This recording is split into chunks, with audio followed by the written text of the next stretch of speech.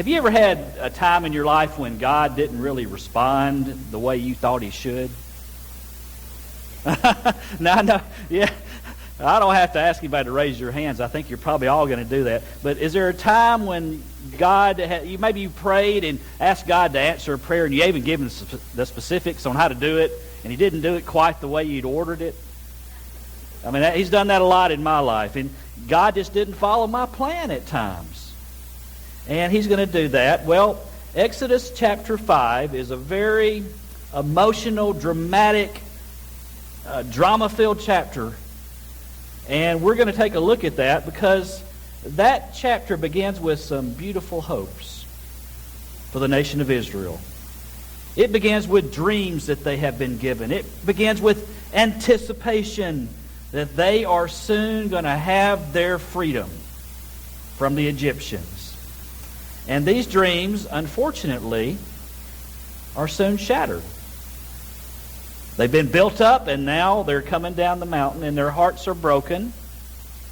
And the light of God's promises are somewhat blocked by the circumstances that have arisen in their lives. And you know, God gives us many promises, and they're so beautiful. But a lot of times we tend to forget these promises and take our eyes off of the Lord because of the circumstances that come into our lives. And maybe someone's there tonight. You've got some things that you're going through right now that you can't even imagine how you've handled it. And you know the promises of God. You know He's promised to deliver you through these things or hold your hand as you go through it. But there are times in your life that are going to be struggles. And Satan is going to tempt you to take your eyes off Jesus, just like he did Peter as he was walking on that water. Well, a lot of times we think, well, you know, if I'm living the Christian life, and I'm serving the Lord, and I am doing my Bible study, I'm doing my prayer time, then everything ought to be going okay in my life. And a lot of times you hear that preached on the radio and on the TV. It's called the name it, claim it, the blab it, grab it, whatever you want to put it. I mean, if you do it right, you got enough faith, everything's going to go your way, right? Well, that's not exactly how it works. And the Bible teaches us that. You know, I've told you my testimony on an evening about how we had pretty much built a career in the business and accounting world for 17 years, and I've sensed God's call into pastoral ministry, and we just moved and left a job and a home, and we went into seminary and changed our lives. And I thought, you know, God, I'm right in the center of your will. And that first semester in seminary, after about a month, my mom passed away. And I'm going to be honest with you tonight. I really had some thoughts that went through my mind. And I'm not proud of it, but I did. I thought, God, we've made this change, and I think we're doing what you ask us to do, and we're trying to follow you, and why did this happen? And I just was searching for answers, and I didn't understand. You ever been there? I mean, this is a Sunday night crowd, okay? You're the cream of the crop. You're the fruit. I know that you're trying to live by the Word of God. You're trying to please Him. But that does not mean that everything is going to go smoothly in your life. In fact, the Bible promises that those who are Christians and follow Jesus are going to be treated like Jesus was. You don't believe me? Read 1 Peter. It's all about that. But there are questions at times arising in our lives as Christians as, why me, Lord? Why is this happening now? And I'm ashamed to say it, but don't I deserve better than this? Well, the lesson taught in Exodus chapter 5 is that obeying God does not necessarily guarantee you're going to have an easy road in life. Okay? Does everybody understand that? You know that's true. But I want to give you a reminder tonight from the nation of Israel. Now, the background of this passage is that 430 years The Israelites had been slaves to the Egyptians. They're in a foreign land. They're away from their promised land. And it seems like everything is going against them. Have you ever imagined trying to live in a nation without freedom? And that's not easy for Americans to do. I mean, we don't bow down to anybody. We have our freedom. The United States of America is the greatest nation on the face of this earth, and the strongest and the most powerful. There is no other nation that tells us what to do. But have you ever imagined what it would be like to live in a nation that is under the thumb of another nation? I mean, I was just in one, Haiti, they require financial aid from other countries just to survive. And, we're a one-of-a-kind nation. We're so blessed in the United States of America. But I want you to, and it's sort of hard for us to put ourselves in the position of the Israelites. They were under the thumb of the Egyptians.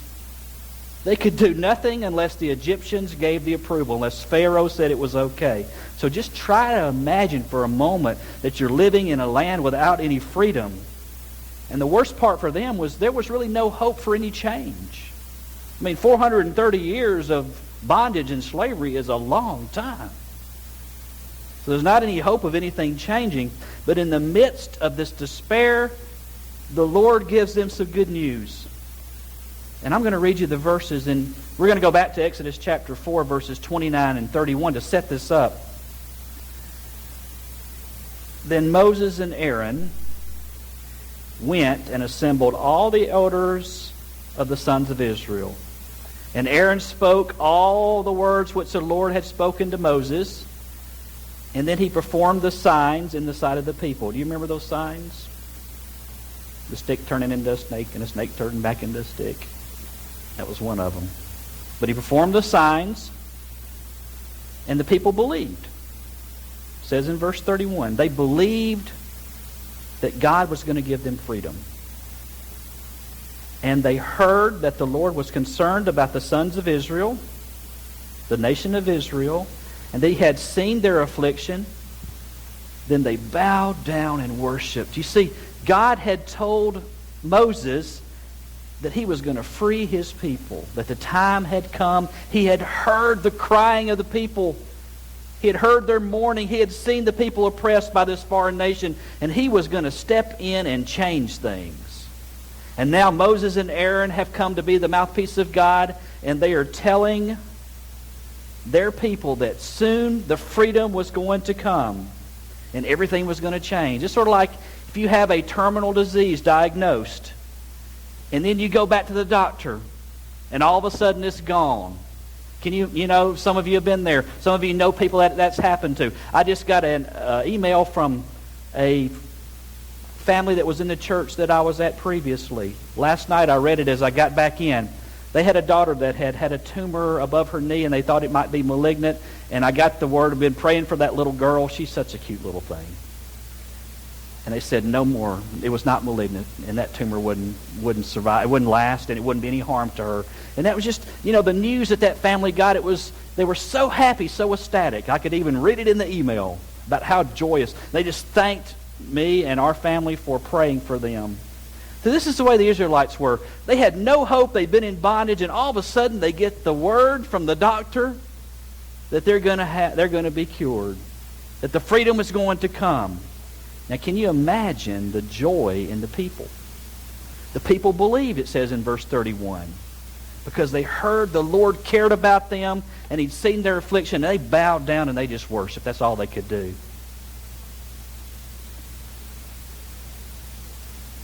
When Moses and Aaron do these signs in front of Pharaoh, Pharaoh's just going to send a limo out.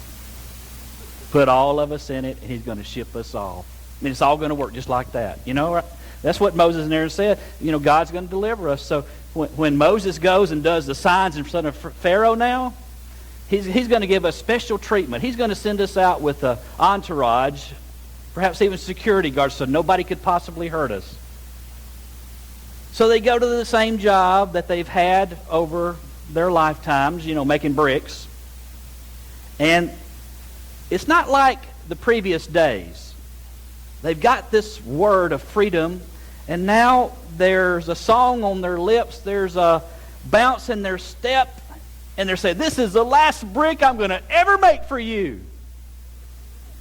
You know how joyful they're going to be?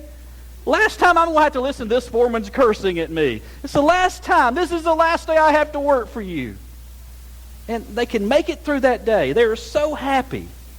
And Moses and Aaron, who are 80 plus at this time, are going to go stand in front of the most powerful ruler in the Middle East. And they're going to tell him, bye-bye. Israel is going to be leaving town. Now that's what's going through their minds.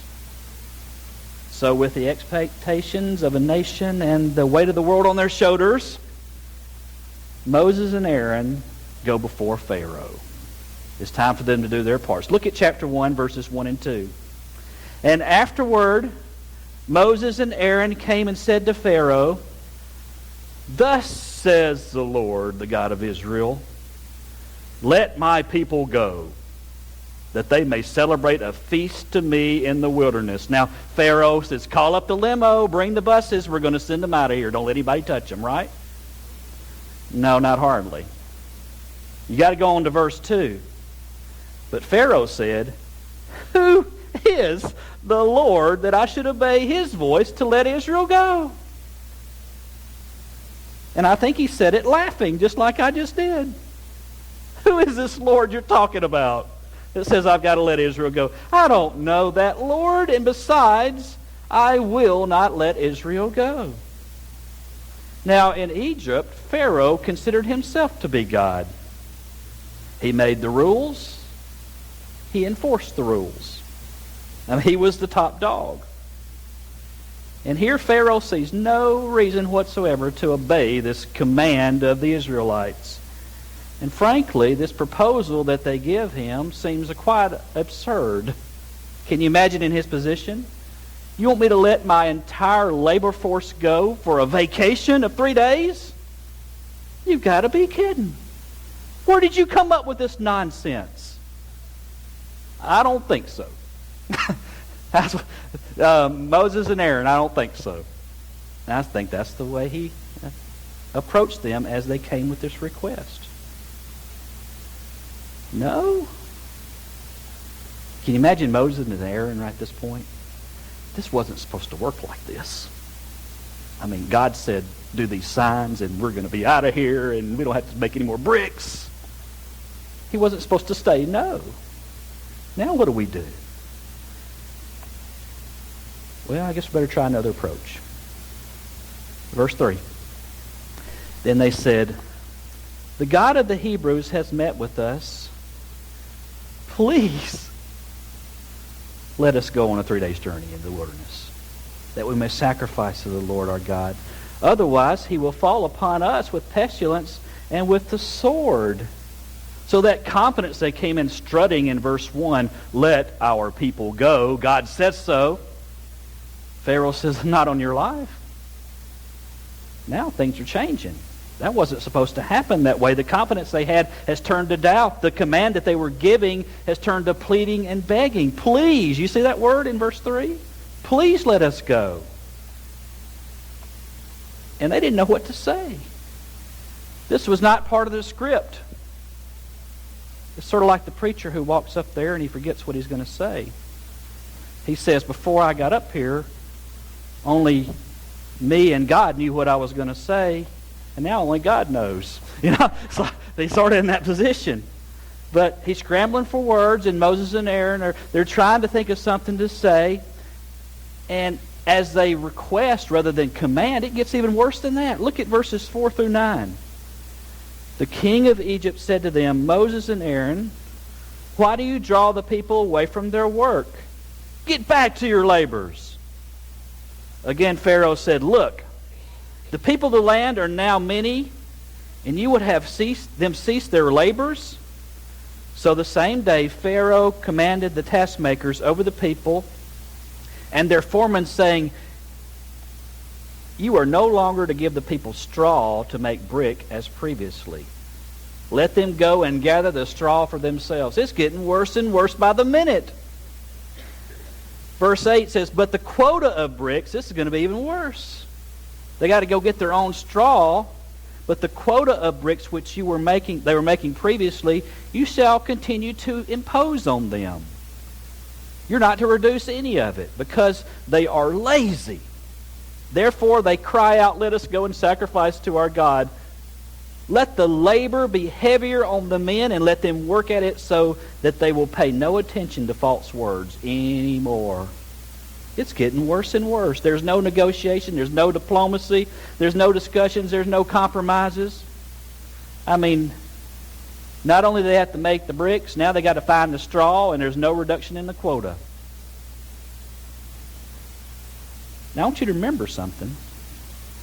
Up to this point, Moses and Aaron have been totally obedient to God. They have done everything the Lord has told them to do. Do you see that? Everything. God said, Moses, you go stand before Pharaoh, and Moses did it. He did what he was supposed to do. And look what's happened. Everything seems to be falling apart. And it continues to get worse and worse.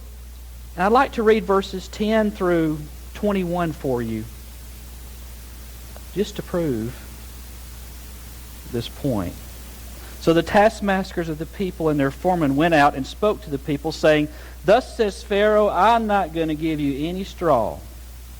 You go and get straw for yourselves wherever you can find it, but none of your labor will be reduced. So the people scattered through all the land of Egypt to gather stubble for straw. The taskmasters pressed them, saying, complete your work quota, your daily amount, just as when you had straw. Moreover, the foremen of the sons of Israel, whom Pharaoh's taskmasters had set over them, were beaten and were asked, why have you not completed your required amount either yesterday or today in making bricks as previously? In other words, they couldn't keep up.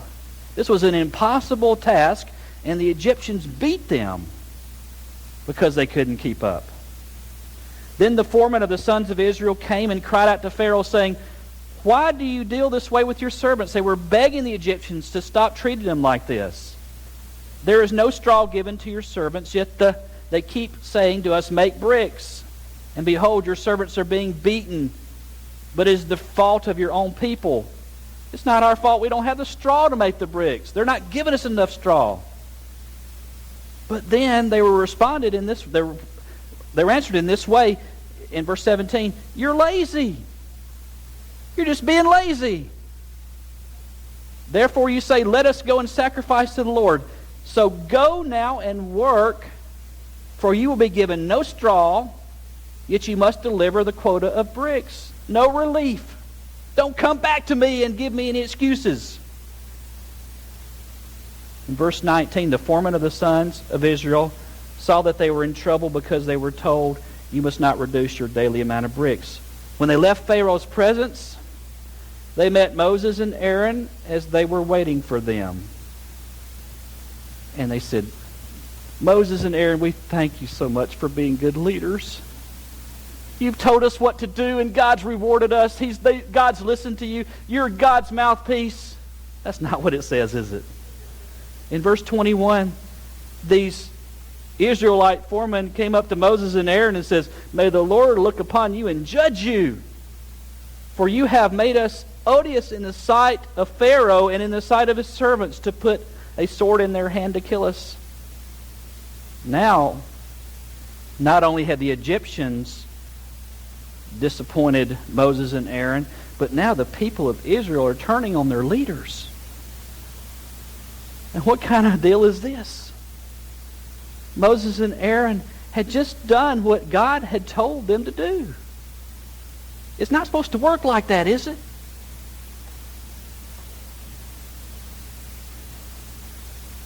So here's a moment of truth for Israel and for Moses and Aaron. Who do I trust? Do I keep trusting God? I mean, is he trustworthy? Look at what's happened here. I don't understand what's going on. I mean, I could start just trusting Pharaoh. He says he's God. Maybe I ought to start following him now. maybe I ought to do it a different way than what God says. And see, that's the short-term solution. That's the one that Satan uses as lure. That's his favorite bait, is the short term. You can make a lot of choices in your life, and they will appear to have short-term benefits, but the decision that is a long-term decision that gives life is to follow the Lord, no matter what. Because this is not the end. This life is not all there is. Now, trusting God is really hard sometimes, and I think Moses and Aaron saw this. But that is the road that leads to life. Let me tell you that tonight. And the fact is, it's part of the price you pay when you follow God. So how did Moses respond? Well, not too good. Look at verses 22 and 23. Then Moses returned to the Lord and said, O Lord, why have you brought harm to this people? Why did you ever send me? Ever since I came to Pharaoh to speak in your name, he has done harm to this people, and you have not delivered your people at all. He's blaming God. Now, I know Moses was a great man of the faith, but he was not perfect. In this instance, he's sounding off at God.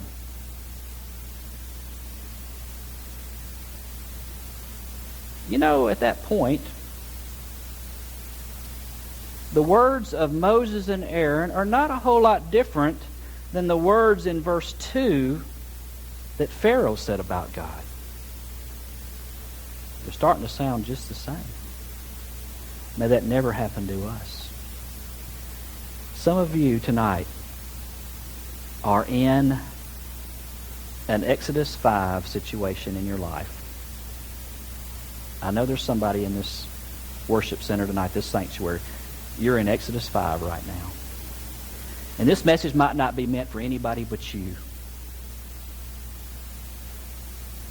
And you may be wondering, why am I going through this? Lord, I've tried to live for you. I've tried to be in the center of your will. I've done everything I know possible to please you. And yet all these things are happening in my life. Why, Lord? And things aren't going the way you think they should or they ought to go. And you're asking God, what's going on here? Why? Where are you, God? Can I give you some biblical counsel tonight if that's you? See, we don't stop at chapter 5. You have to go on to chapter 6. Don't stop reading in chapter 5. Don't quit on God, because he has not quit on you. Because in life, after chapter 5, if you persevere and you hold on to the Lord, then comes chapter 6. And look at how chapter 6 begins. Then the Lord said to Moses, now, keyword, now, you shall see what I will do. I have read this chapter over and over again, and I never paid a whole lot of attention to that word now. Now that chapter 5 has been completed, and now that you are where you are supposed to be with me, now you're going to see what I can do. Isn't that great? In chapter 6, verse 7, then I will take you for my people, and I will be your God, and you shall know that I am the Lord your God, who brought you out from under the burdens of the Egyptians. The whole picture here is God putting us in the position that he wants us to be in, of depending totally on him. Absolutely taking away every ounce and inch of dependence on ourselves. And that's really what Exodus chapter 5 was all about. God wants you to trust him and him alone and not yourself. And we've got to realize that this life is not about us. It's about him. It's about his glory. Yes, the Lord loves us with every ounce of his being, but God's ultimate purpose is to make himself known And that's really what happened in verse 7. You're going to know when I get done that I'm God. The glory is going to be mine, because there is no way that you're going to get out of this one without me. Absolutely no way. I've got you in a position now where you cannot have one doubt about who's going to get you out of this one. So why the delay? Why the silence? Lord, why? And God says, it's to show you that it is humanly impossible to solve this dilemma. But nothing is impossible with God. So I want to encourage you tonight. You need God. You need Him. I need Him. To make it through the Exodus 5s in life, because they're going to come. You've got to have God. You cannot make it without Him. And I want to encourage you tonight to remain faithful. And I will promise you tonight, if you remain faithful through the Exodus 5s in your life, you're going to see Exodus chapter 6. That's God. He's trustworthy. And I could have picked out any number of chapters in this book to show you this lesson. I mean, it is all over the place. People get down to where they have no place to turn, and then God steps in. That's life. That's what God wants. It's a repeated lesson in the Bible. Let me tell you something else. It's a repeated lesson in life. And it's there. And I have to tell you, it's a lesson that's often learned with tears. But it's a lesson that God insists that His children learn. So remain faithful, because that God is trustworthy, and He will never let you go.